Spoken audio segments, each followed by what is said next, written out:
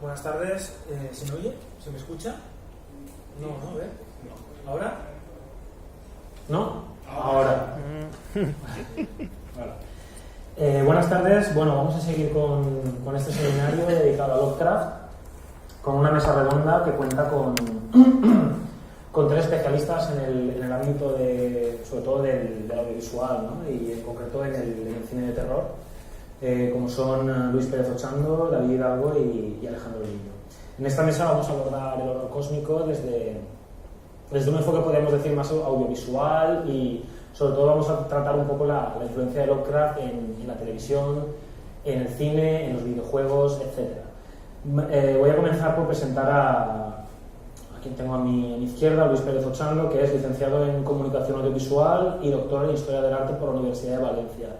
Ha colaborado en diversos proyectos de divulgación cinematográfico y ha sido director de aula de cine de la universidad, y tiene varios libros en su haber. Ya es un investigador, podríamos decir, con mucha experiencia. Entre sus libros tiene Todos los jóvenes van a morir, Ideología y rituales de Slasher Films, publicado por Micromegas, la editorial Micromegas. También tiene en su haber Cuando no quede sitio en el infierno, que es un libro publicado por ACAL, y Noches sobre América, cine de terror post-11S, en publicación de la Universidad de Valencia. Y además de esto es cofundador de La Talante, que es una revista de estudios cinematográficos, en la cual también ha coordinado diferentes números. Como digo, es un experto incluso en cuanto a Lovecraft, y especialmente en la relación de Lovecraft con el cine, y sin más dilación, pues les dejo con él. Hola, muchas gracias a Carlos por la invitación y también a todos vosotros por estar aquí escuchándonos esta tarde, a pesar de la lluvia y a pesar de todos los pesares. Y bien, dicho esto, comenzamos. La emoción más profunda y más antigua de la humanidad es el miedo, y el más antiguo y profundo de los miedos es el miedo a lo desconocido. Esta frase es un mantra.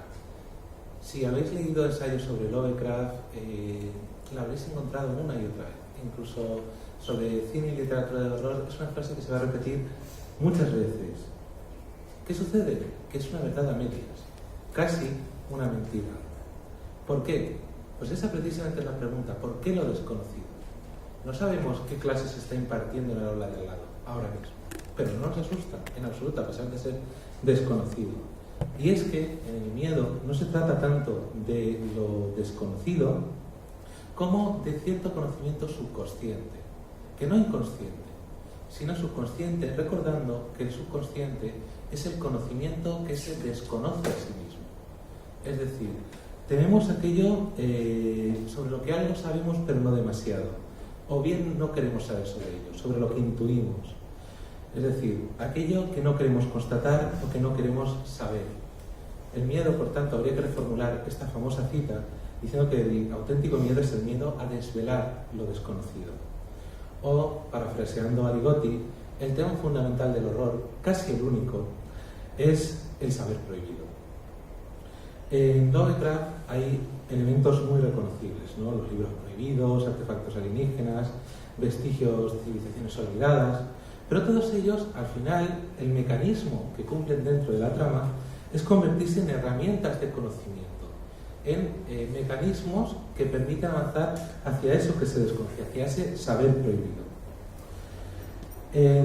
Lo curioso es que todos estos elementos, que son los más copiados en la ficción y el cine de horror lovecraftiano, son precisamente lo más prescindible, es decir, que se cite a Cthulhu, al Necronomicon, etcétera, etcétera, no convierte a una película en una película lovecraftiana, porque de lo que se trata es de la función epistemológica que están desarrollando dentro de la trama. Claro, este saber tiene mucho que ver con la condición humana, ¿no? Con la condición humana dentro de la literatura lovecraftiana, en cuanto a que es, como ya se ha hablado mucho abundantemente esta mañana y no quiero tampoco abundar en ello, efímera, intrascendente, banal, frente a ese descubrimiento de la inmensidad del tiempo y el espacio, en el que no hay Dios, trascendencia, ni sentido útil. Esto, en definitiva, llegar a este conocimiento desmorona las categorías racionales y artificiales que dan sentido tanto a nuestra experiencia cotidiana del cosmos como a nuestra experiencia cotidiana como seres humanos. Y esto es lo que para mí está en la base del horror cósmico, que tiene una dimensión, podríamos decir, simplificando mucho, metafísica, en cuanto a que el cosmos funciona como una amenaza indefinible, que como mucho se concreta en esa alegoría de los dioses lovecraftianos, y otra dimensión que es puramente física, en cuanto a que el hombre se reduce a cuerpo y por tanto su destino último es el caos. El hombre queda despojado de alma, de propósito, etcétera, etcétera, de más allá.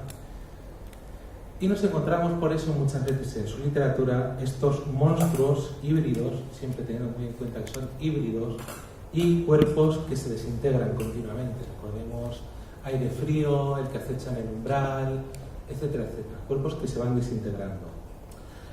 De ahí que el cine lovecraftiano, el cine de horror cósmico, puede ser muchas veces problemático, porque todo género necesita, incluso todo subgénero, necesita dar al lector, o al espectador en este caso, elementos reconocibles que lo permitan asociarlo a otras películas que tratan los mismos temas.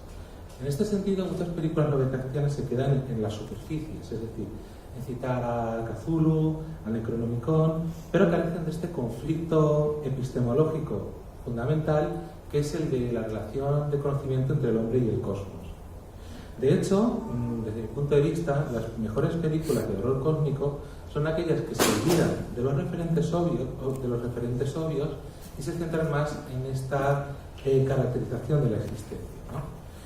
Se ha dicho a menudo que Lovecraft es infilmable. Esto en realidad es una brutal, no es algo que tenga... es una tontería, vamos a en resumidas cuentas.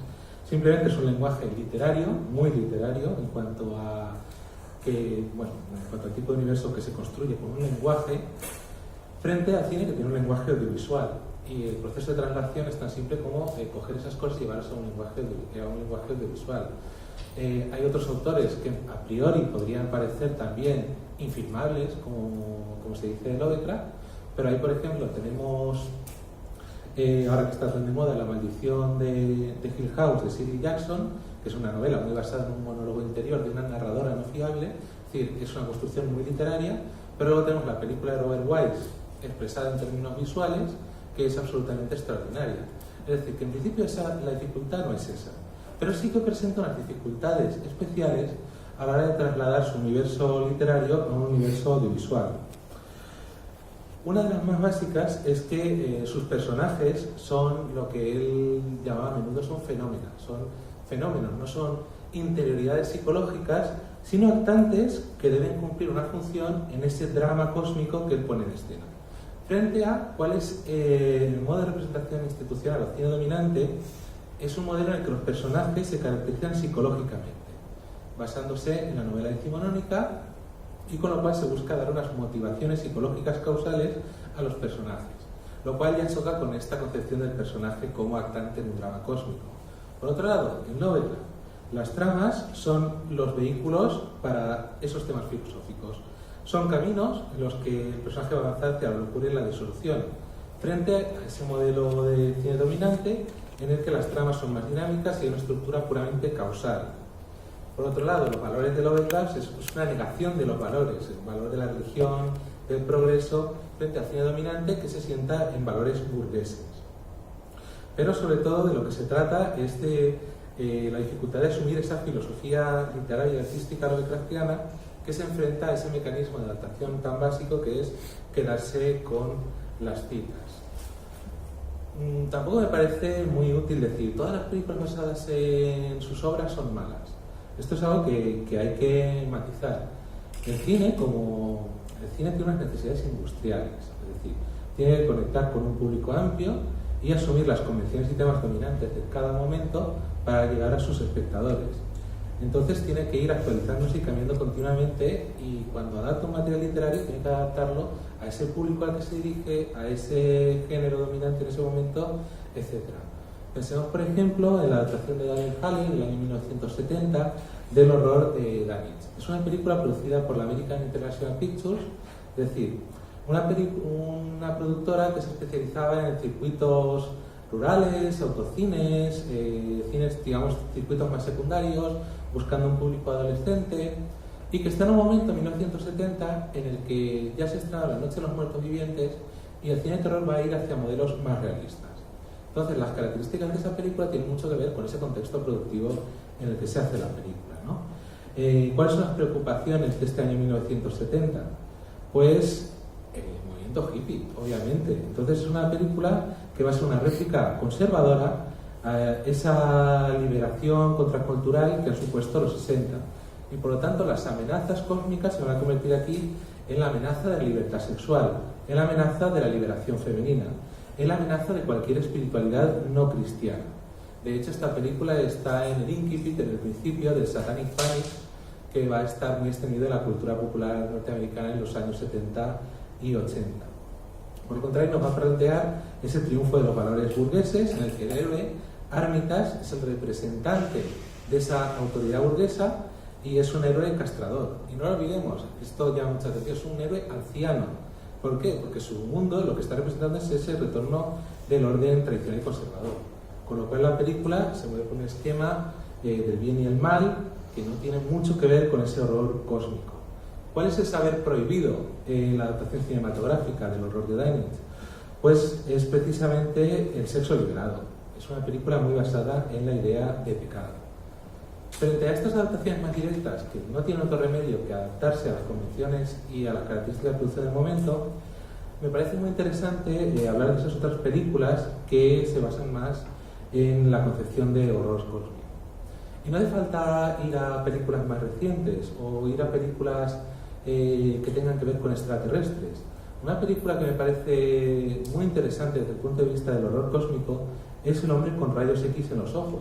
Y esto quizá os sorprenda. Es la historia de un hombre que empieza a ver más allá de lo visible. Ve a través de los objetos, de la ropa, de los cuerpos, de las cosas.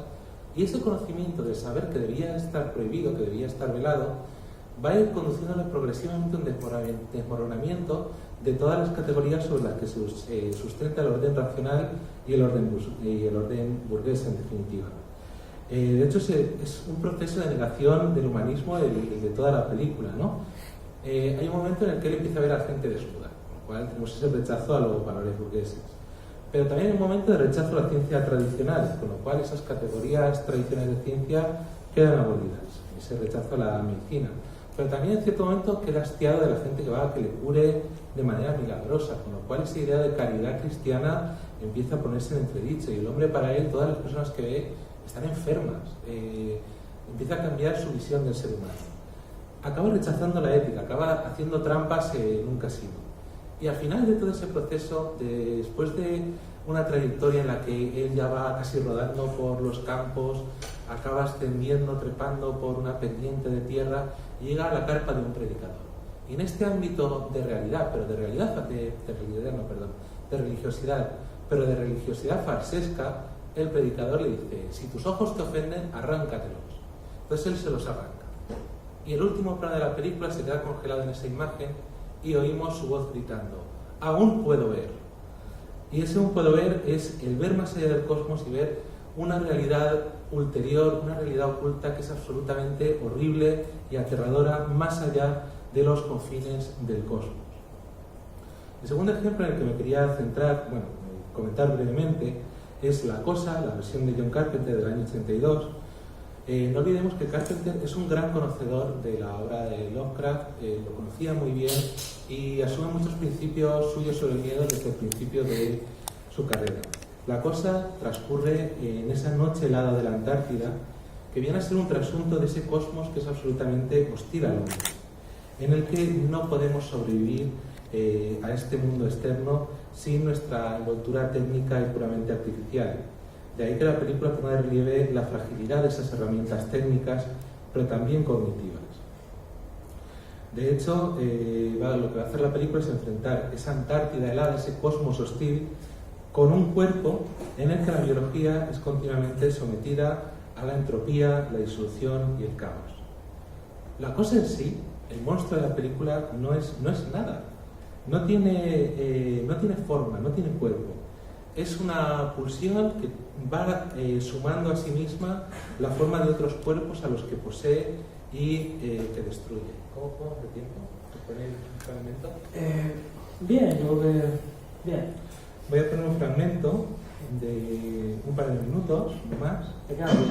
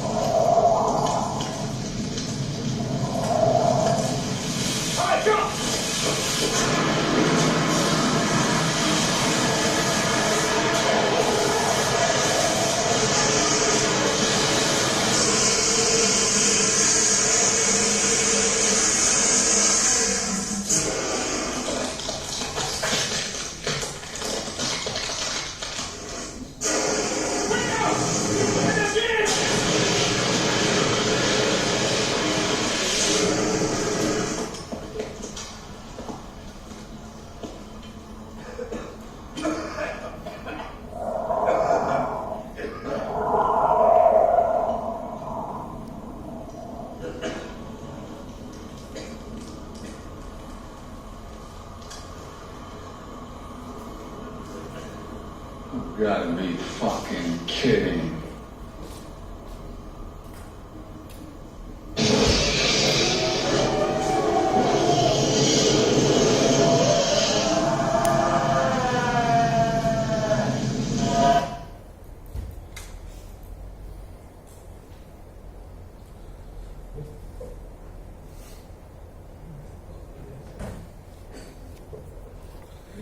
Bien, como hemos podido ver de manera muy clara y muy gráfica en este fragmento, la cosa, la biología, el cuerpo humano en definitiva, deja de ser una unidad única, homogénea y estable. Y en cambio en él se van a mezclar lo uno y lo otro, el yo y el otro, lo humano y lo animal, lo vivo y lo muerto, incluso lo masculino y lo femenino. De una manera además ciertamente insidiosa, ¿no? Y es que la cosa viola a los hombres tan machos de la película. El primero en el que penetra en él en off, pero lo que da a entender la película es que lo ha sodomizado, porque lo que se encuentran son sus calzoncillos con un agujero en un sitio sospechoso. Bien, lo que me interesaba destacar de todo esto no es solamente esa concepción de lo humano como entropía, caos, desintegración, sino un tema lovecraftiano básico, que es no solamente ese enfrentamiento a la otredad externa, sino la integración traumática de esa otredad absoluta dentro de nosotros mismos, que es lo que vemos, por ejemplo, en su novela corta En la noche de los tiempos, Las sombras sobre Innsmouth también, etc. Pero no queda ahí la cosa en la película de La Cosa, para la redundancia, chiste no pretendido, sino que también la película pone muy de manifiesto esa incapacidad de saber, o a veces ese deseo de no saber. De hecho, es muy interesante poner en relación la película con el cuento en el que se basa, que es ¿Quién anda ahí? Who Goes There?, de John Campbell, porque el cuento es de ciencia ficción, aunque recientemente se ha descubierto una versión más larga del cuento que se creía perdida y que es más claramente de terror. Pero bueno, habrá que esperar a leerla. El cuento que se publicó y que es en el que se inspira primero Howard Hawks en su primera versión de la película y después John Carpenter, es un cuento en el que la lógica es válida. La lógica es lo que permite a esos investigadores del polo saber quién de todos ellos puede ser la cosa. Mientras que aquí el experimento con la lógica para saber quién de ellos es el monstruo se revela no solamente absurdo, no solamente infantil, sino incluso peligroso. No voy a poner la secuencia porque esta sí que es realmente más larga, pero quien la hayáis visto recordaréis ese momento, ¿verdad?, en el que intentan averiguar quién es con una pequeña prueba y aquello sale fatal. Y quien no lo hayáis visto, cuando lo veáis sabréis a qué me refiero. Y llegamos a ese final en el que no sabemos quién de los dos personajes que quedan allí es humano, en medio de esa noche helada en la que, y os voy a chafar el final, irremediablemente van a morir. No solamente porque no sea posible saberlo, sino porque no sabes hasta qué punto quien de los dos sea humano quiere llegar a saberlo.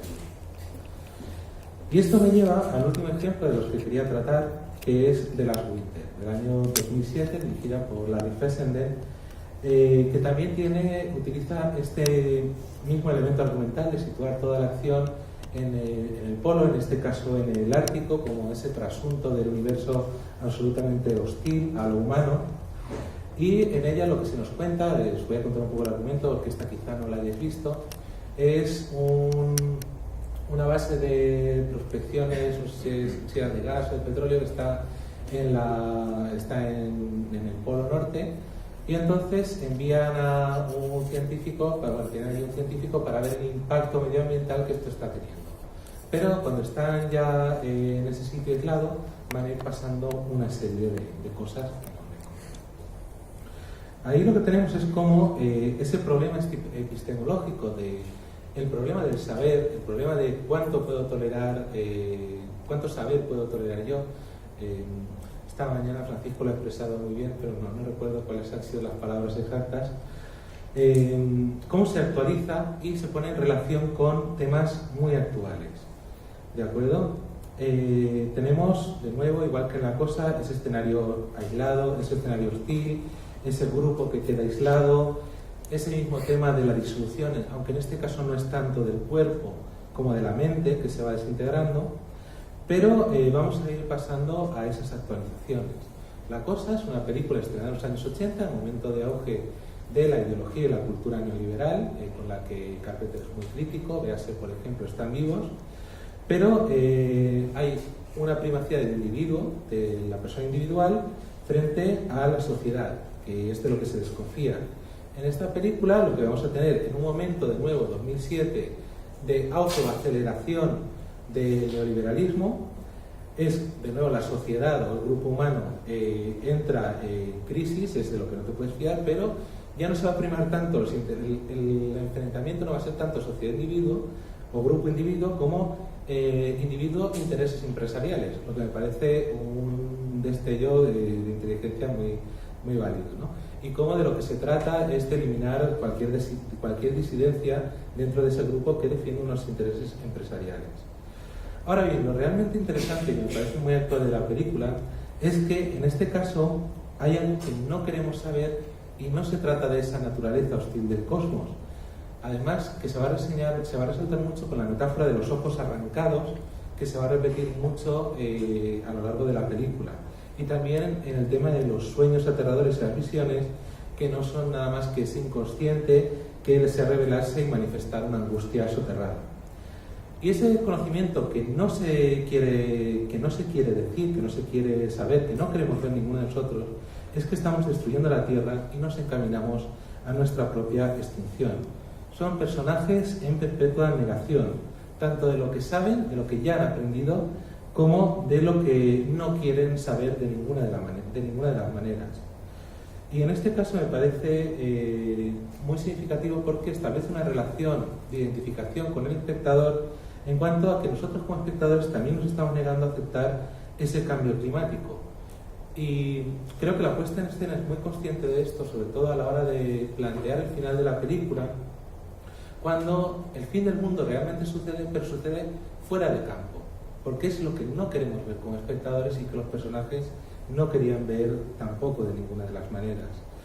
El apocalipsis tiene lugar fuera de campo y nos puede suceder como a la protagonista o una de las protagonistas de esta película, que un día despertemos y nos demos cuenta de que todo ha terminado ya. En los últimos 10-12 años se ha producido un auge muy significativo de la ficción de horror cósmico, tanto en literatura como sobre todo en cine.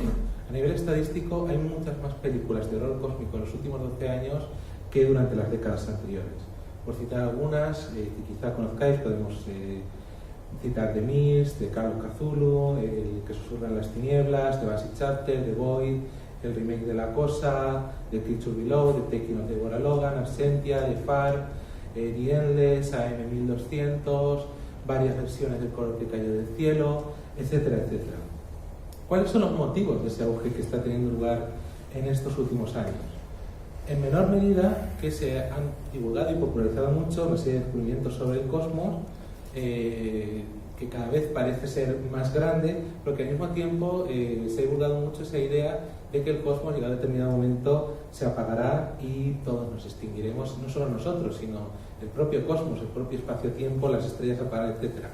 Esto me parece un factor a tener en cuenta, pero me parece que no basta para explicar el auge en estos últimos años, porque esas nociones del cosmos inabarcable, en la humanidad y las estrellas abocadas a abocarse ya estaban presentes en la época de Lovecraft, han estado muy presentes a lo largo del siglo XX, pero no han llevado consigo ese auge del cine de horror cósmico que estamos viendo en los últimos años.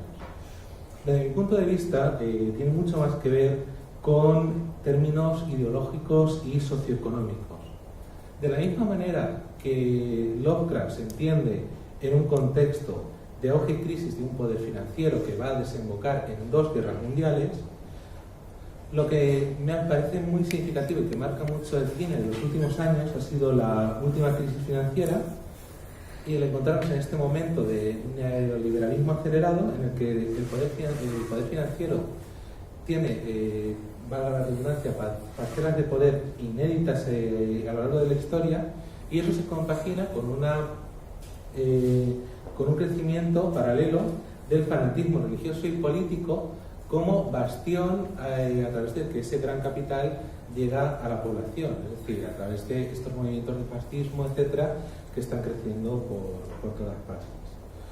Me parece que explica muy bien ese auge de la ficción de horror cósmico en cuanto al que el neoliberalismo destruye las bases del humanismo social, es decir, es una negación constante de las utopías colectivas y nos elimina de nos despoja de cualquier tipo de asidero social que nos pueda ayudar a funcionar en nuestra vida. La sensación, la experiencia cotidiana y vital de vivir bajo el neoliberalismo es una sensación de desamparo y de incertidumbre absoluta. Si quienes hemos tenido dificultades en el mundo laboral sabemos que esto es una verdad sin paliativos. Bien, un ejemplo que me parece muy ilustrativo de esa relación con el capitalismo financiero es AM1200, un mediometraje de David Pryor, 40 minutos, en el cual se hace un paralelismo muy interesante entre un personaje que pertenece al ámbito financiero, es un depredador, es una persona insolidaria, es una persona que sirve al capital y a través de eso se sirve también a sí mismo, y es alguien que acaba abocado al culto, a los antiguos, al sacrificio humano, y me parece significativo del porqué, ¿no? De cómo vivir bajo ese poder incomprensible, esa experiencia de indefensión, tiene mucho que ver con el horror cósmico y cómo el horror cósmico sigue sirviendo para expresar nuestra condición humana y social frente a todo aquello que no entendemos, pero condiciona nuestras vidas, las destruye o las vuelve intrascendentes. Muchas gracias.